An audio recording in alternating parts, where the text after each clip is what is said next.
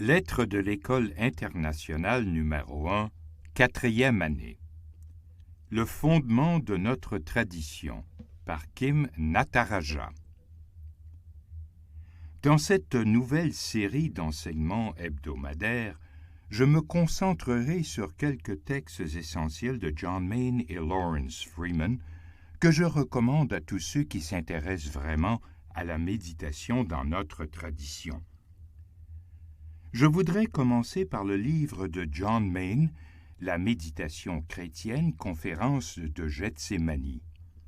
John Main y raconte comment il a découvert la pratique simple de la méditation alors qu'il travaillait pour le service colonial britannique à Malaya, actuelle Malaisie, depuis 1954.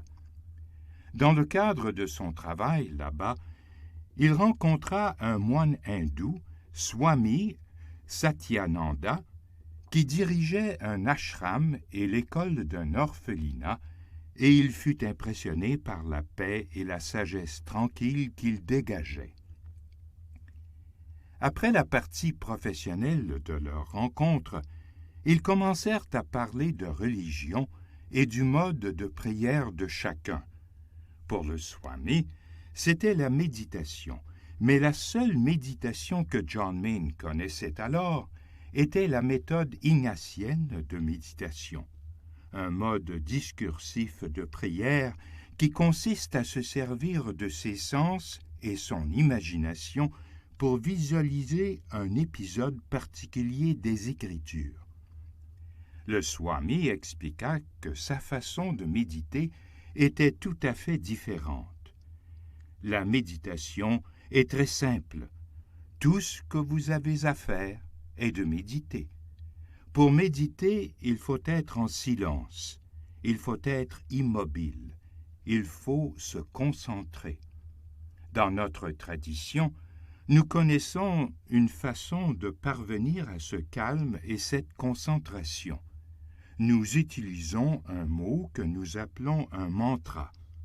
Ce qu'il faut faire pour méditer, c'est choisir ce mot et ensuite le répéter fidèlement, avec amour et continuellement.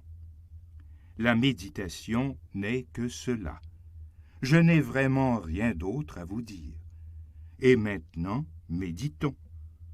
Le Swami expliqua que contrairement à la méditation ignatienne dont John Main avait l'habitude, vous ne devez avoir à l'esprit aucune pensée, aucune parole, ni image. Le seul son sera le son de votre mantra. Le Swami poursuivit en disant que la résonance de ce son conduirait à l'intégration de tout notre être et à la découverte de l'unité profonde que nous possédons avec toutes les créatures, l'ensemble de la création et Dieu. Selon ces termes, la méditation conduirait facilement à une prise de conscience de l'esprit, de l'univers qui demeure dans notre cœur. Ces paroles touchèrent John Main, car lui aussi, en tant que chrétien, croyait profondément en la même chose. L'esprit d'amour du Christ demeure dans notre cœur. Puisque John Main était catholique, le Swami l'aida à choisir un mantra chrétien dont l'essence approfondirait sa foi. Nous pouvons constater combien cela fut vrai, puisque 5 ans plus tard, il devint moine en rejoignant l'abbaye bénédictine d'Eiling.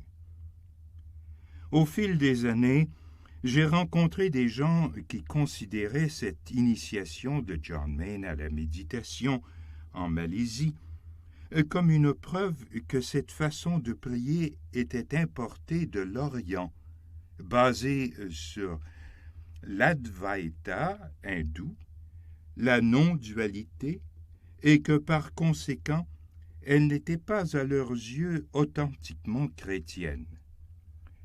Mais c'est un malentendu. L'essentiel de leur rencontre concernant la véritable pratique de la méditation et non un débat sur les croyances de la foi hindoue.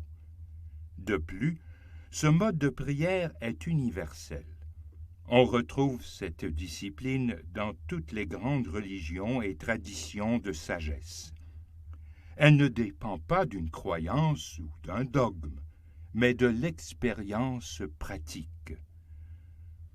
Ce n'est que bien des années plus tard, en 1970, que John Main découvre cette voie de prière dans la tradition chrétienne, dans les écrits de Jean Cassien, comme nous le verrons la semaine prochaine.